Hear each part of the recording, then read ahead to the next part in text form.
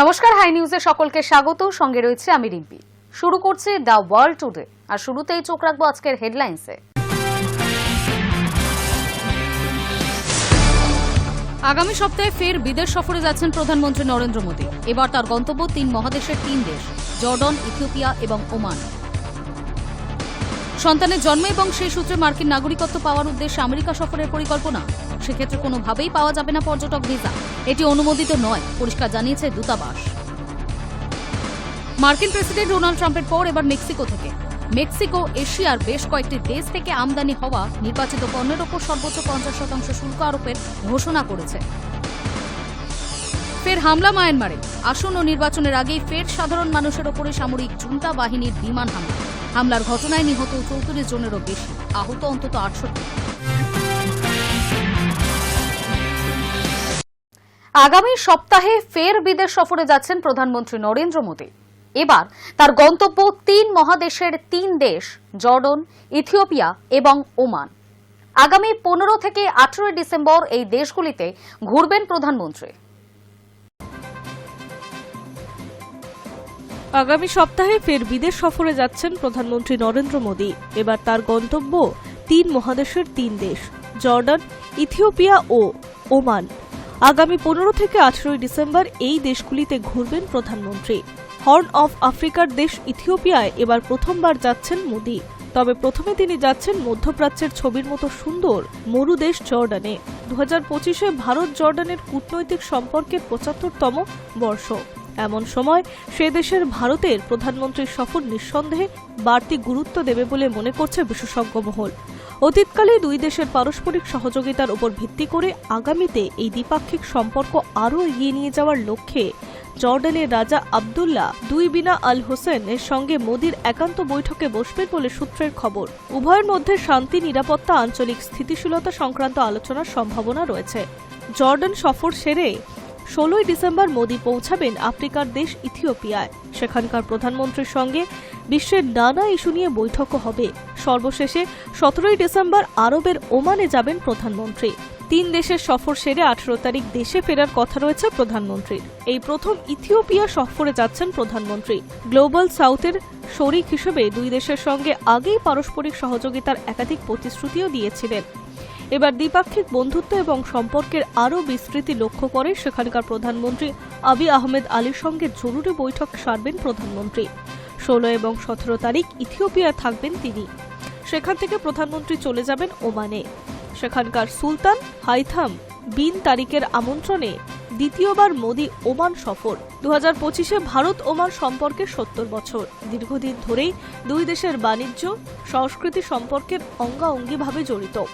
এমনকি দুই দেশের মানুষজনের সম্পর্ক বেশ দৃঢ়।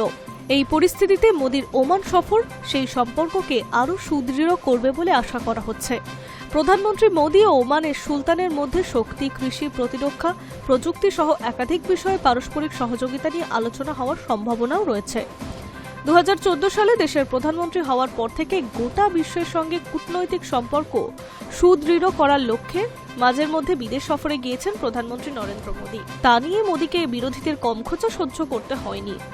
তবে এসব সফর যে আসলে সুসম্পর্ক স্থাপন, সেটা প্রমাণ করে দিয়েছেন প্রধানমন্ত্রী। এবার বছর শেষেই তাই 3 মহাদেশের 3 দেশে যাচ্ছেন প্রধানমন্ত্রী। High News Network. সন্তানের জন্ম এবং সেই সূত্রে মার্কিন নাগরিকত্ব পাওয়ার উদ্দেশ্যে আমেরিকা সফরের পরিকল্পনা। সেই ক্ষেত্রে কোনোভাবেই পাওয়া যাবে না পর্যটক ভিসা, এটি অনুমোদিত নয়, পরিষ্কার জানিয়েছে দূতাবাস। মার্কিন যুক্তরাষ্ট্র ফের স্পষ্ট বার্তা দিল যে শুধুমাত্র সন্তানের জন্ম এবং সেই সূত্রে মার্কিন নাগরিকত্ব পাওয়ার উদ্দেশ্যে আমেরিকার সফরের পরিকল্পনা করলে কোনোভাবেই পর্যটক ভিসা মিলবে না। বৃহস্পতিবার এক্স হ্যান্ডেলের একটি পোস্ট করে মার্কিন দূতাবাসের পক্ষ থেকে জানানো হয়েছে, যদি ভিসা আধিকারিকরা মনে করেন আবেদনকারীরা ট্রিপের প্রধান উদ্দেশ্য সন্তান জন্ম দেওয়া, তাহলে পর্যটক ভিসা সরাসরি বাতিল করা হবে। এটি অনুমোদিত নয়, পরিষ্কারভাবে জানিয়েছে দূতাবাস। প্রসঙ্গত, মার্কিন প্রেসিডেন্ট ডোনাল্ড ট্রাম্প সম্প্রতি জন্মসূত্রে নাগরিকত্ব বন্ধ করার নির্দেশে সই করেছেন। এই নীতি অনুযায়ী মার্কিন মাটিতে জন্মালেই স্বয়ংক্রিয়ভাবে নাগরিকত্ব পাওয়ার যে নিয়ম ছিল ট্রাম্প প্রশাসন সেটাকেই চ্যালেঞ্জ জানাচ্ছে। সুপ্রিম কোর্টে ট্রাম্পের জন্মসূত্রে নাগরিকত্ব বাতিলের নির্দেশেই তার প্রশাসন প্রথম অভিবাসন সংক্রান্ত পদক্ষেপ যা চূড়ান্ত রায়ের জন্য মার্কিন সুপ্রিম কোর্টে উঠল। শুক্রবার সুপ্রিম কোর্ট জানায় তারা বিষয়টি শুনানির জন্য গ্রহণ করেছে, অর্থাৎ ট্রাম্পের আদেশ সাংবিধানিক কিনা তা এখনই আদালত ঠিক করবে না। ট্রাম্পের এই আদেশ বহাল থাকলে মার্কিন সংবিধানের 14তম সংশোধনীর 125 বছরেরও বেশি সময়ে এক ব্যাখ্যার অবসান ঘটবে। এতদিন পর্যন্ত জন্মসূত্রে নাগরিকত্বকে আমেরিকার অভিবাসন নীতির অন্যতম মূল স্তম্ভ হিসেবে দেখানো হতো। দ্বিতীয়ত, নাগরিকত্ব নীতি বদল। ট্রাম্প এই বছর জানুয়ারিতে দ্বিতীয়বার প্রেসিডেন্ট হিসেবে দায়িত্ব নেওয়ার পরেই অভিবাসন বিরোধী অবস্থান আবারও কঠোর করেছেন। জন্মসূত্রে নাগরিকত্ব বাতিল সেই উদ্যোগের প্রথম দিকেই পদক্ষেপ। এর পাশাপাশি বেশ কয়েকটি শহরে কঠোর ইমিগ্রেশন অভিযান এবং শান্তিকালীন সময়ে 1800 শতকের একটি অ্যাক্ট প্রয়োগের কথাও ঘোষণা করেছে প্রশাসন। সম্প্রতি এক সাক্ষাৎকারে ট্রাম্প বলেন, জন্মসূত্রে নাগরিকত্বের ফাঁকে লক্ষ লক্ষ মানুষ আমেরিকায় ঢুকছে এবং দেশ তাদের আশ্রয় দেওয়ার ক্ষমতা রাখছে না। তার দাবি, এই ব্যবস্থা মূলত আমেরিকার দাসপ্রথা বিলুপ্তর পর দাসদের সন্তানদের সুরক্ষার জন্য আনা হয়েছিল।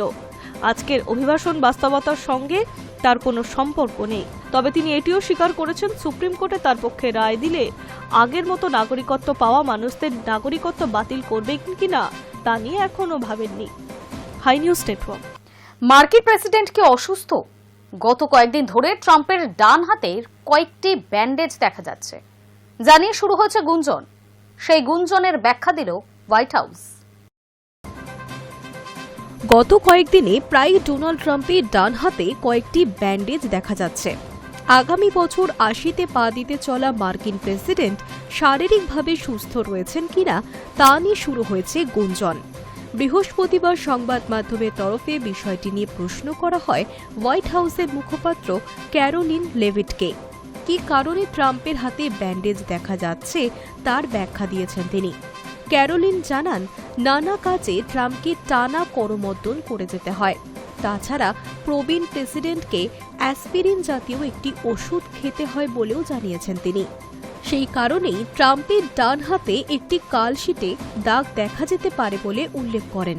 হোয়াইট হাউসের মুখপাত্র বলেন, কী কারণে হাতের ব্যান্ডেজ আমরা তা ব্যাখ্যা করে আপনাদের জানাচ্ছি। প্রেসিডেন্ট আক্ষরিক অর্থেই টানা করমর্দন করে চলেন। এর আগেও একাধিকবার ট্রাম্পের স্বাস্থ্য এবং শারীরিক সক্ষমতা নিয়ে প্রশ্ন উঠেছিল। বুধবার সংবাদ মাধ্যমের মুখোমুখি হয়ে ট্রাম্প যখন আমেরিকায় সুদের হার নিয়ে কথা বলছিলেন, তখন বেশ কয়েকবার খেই হারিয়ে ফেলেন তিনি। তারপরেই তার সুস্থতা নিয়ে প্রশ্ন ওঠে। জল্পনা আরও বাড়িয়ে দেয় মার্কিন প্রেসিডেন্টের ডান হাতে থাকা 4 কোনা কয়েকটি ব্যান্ডেজ। ট্রাম্প নিজে অবশ্য প্রতিবারই জানিয়েছেন তিনি সুস্থ। পূর্বসূরি জো বাইডেনের প্রসঙ্গ টেনে এও জানিয়েছেন যে তিনি তুলনায় অনেক ভালো আছেন। বাইডেন শেষ দিকে প্রেসিডেন্ট হিসাবে দায়িত্ব পালন করতে পারছিলেন না বলেও দাবি করেছেন Donald Trump. High News Network. মার্কিন প্রেসিডেন্ট ডোনাল্ড ট্রাম্পের পর এবার ভারতের ওপর নয়া শুল্ক সন্ত্রাসের ঝাপটা এসে পড়ল, এবং তা এসে পড়ল আমেরিকা লাগোয়া রাষ্ট্র মেক্সিকো থেকেই। মেক্সিকো এশিয়ার বেশ কয়েকটি দেশ থেকে আমদানি হওয়া নির্বাচিত পণ্যের ওপর সর্বোচ্চ 50% শুল্ক আরোপের ঘোষণা করেছে।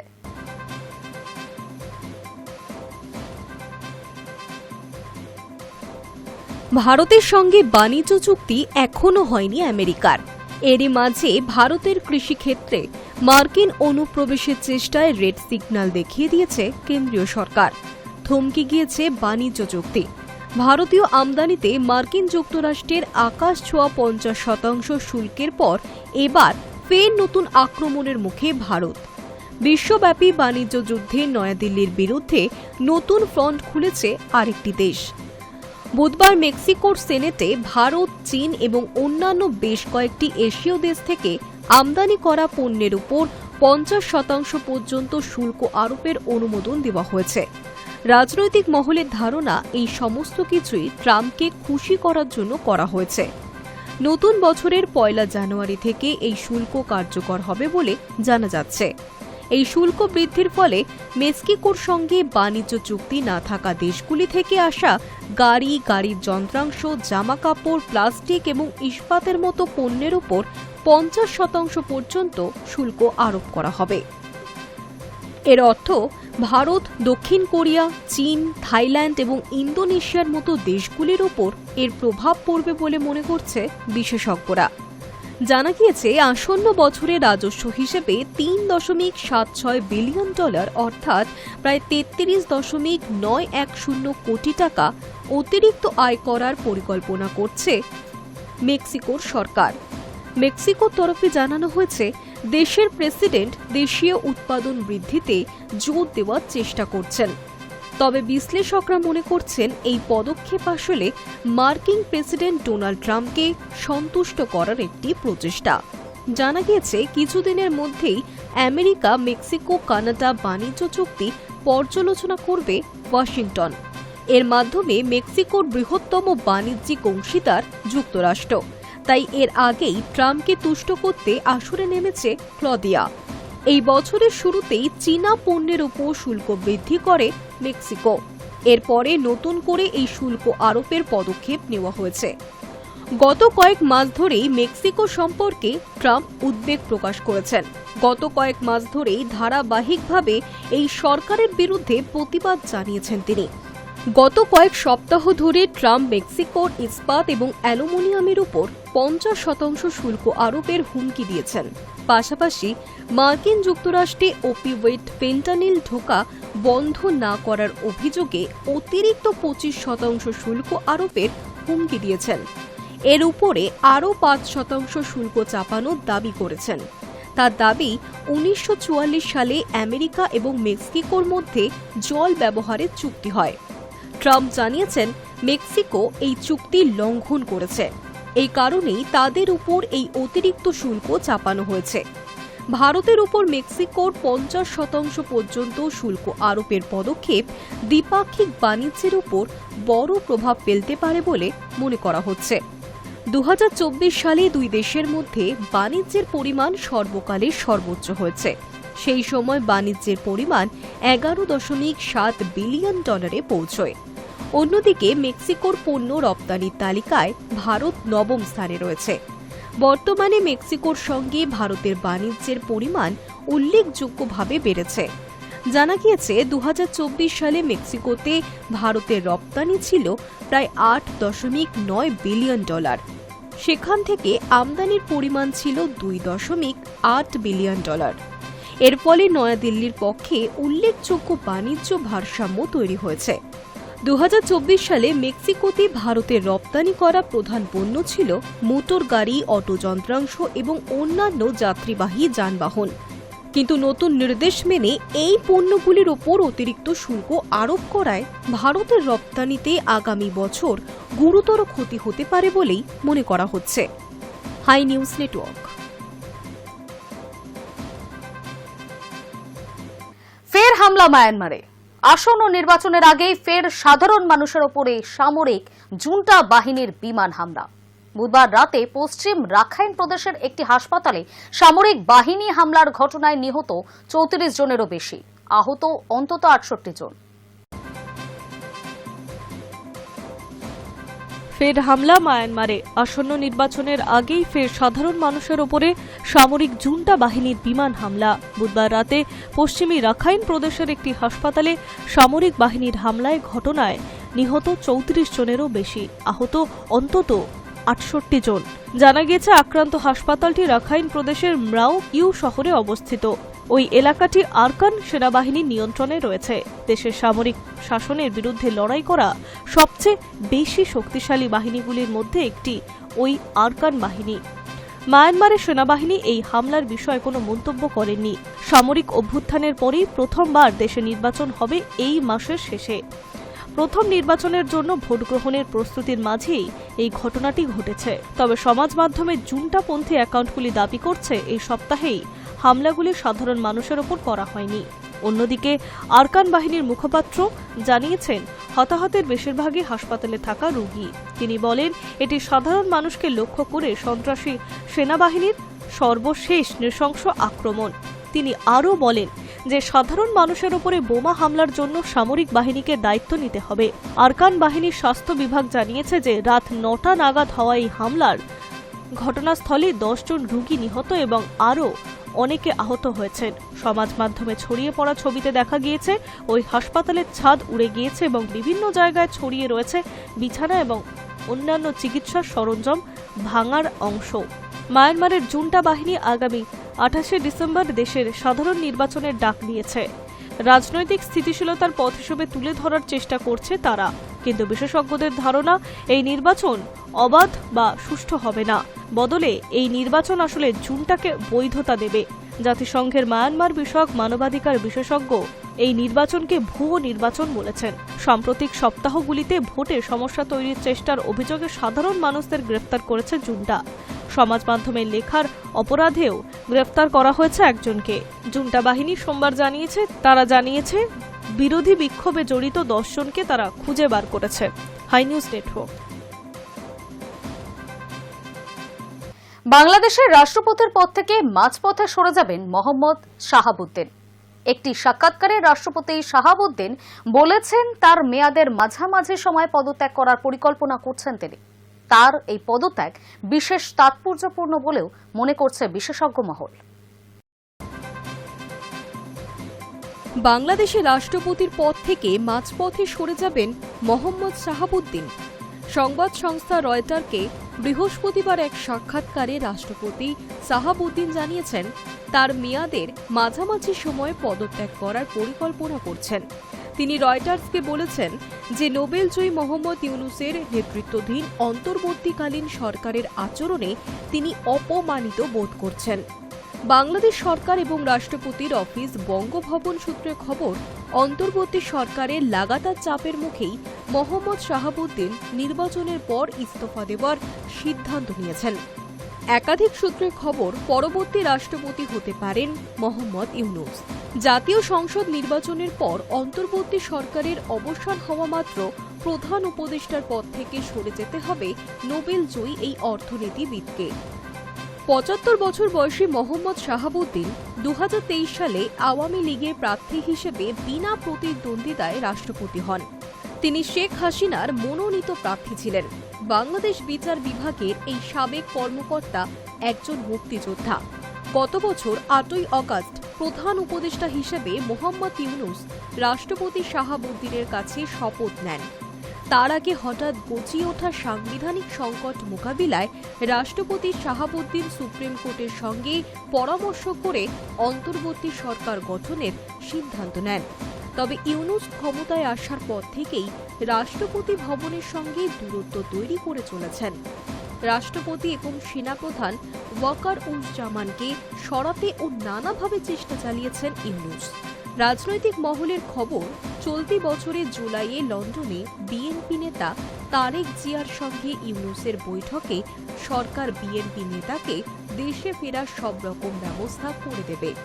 বিএনপি সরকার করলে তারেক জিয়া প্রধানমন্ত্রী হতে যাতে বাধা না আসে, সেজন্য তার বিরুদ্ধে সব মামলা প্রত্যাহারের সিদ্ধান্ত হয়। পরিবর্তে শাহাবুদ্দিনকে সরিয়ে ইউনূস রাষ্ট্রপতি হবেন বলে বোঝাপড়া হয় দুপক্ষে। সেক্ষেত্রে প্রধান উপদেষ্টা হিসেবে তিনি যে সমস্ত অনৈতিক ও অবৈধ সুবিধা নিয়েছেন সেগুলির বিষয়ে আর কোনো আইনি জটিলতায় তাকে পড়তে হচ্ছে না, কারণ রাষ্ট্রপতির বিরুদ্ধে মামলা করা যায় না। রয়টার্সকে দেওয়া সাক্ষাৎকারে শাহাবুদ্দিন বলেছেন তিনি নির্বাচন পর্যন্ত অপেক্ষা করতে চান। নতুন সরকার আসার পরই তিনি ইস্তফা দিয়ে সরে যাবেন। একাধিক সূত্র জানাচ্ছে শাহাবুদ্দিন আসলে সরকারের চাপের মুখে সরে যাওয়ার সিদ্ধান্ত নিয়েছেন। গত বছর হাসিনা সরকারের পতনের পর থেকে রাষ্ট্রপতি কার্যত গৃহবন্দী।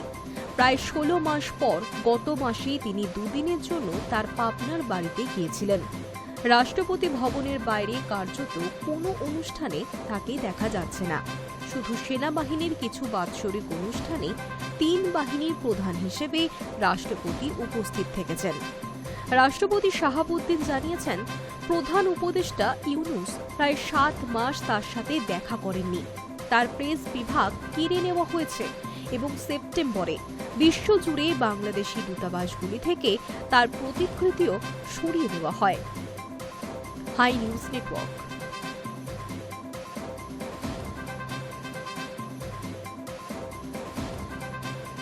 দ্য ওয়ার্ল্ড টুডে এখনকার মতো এই পর্যন্তই। নজর রাখুন হাই নিউজে, নির্ভীক, নিরপেক্ষ।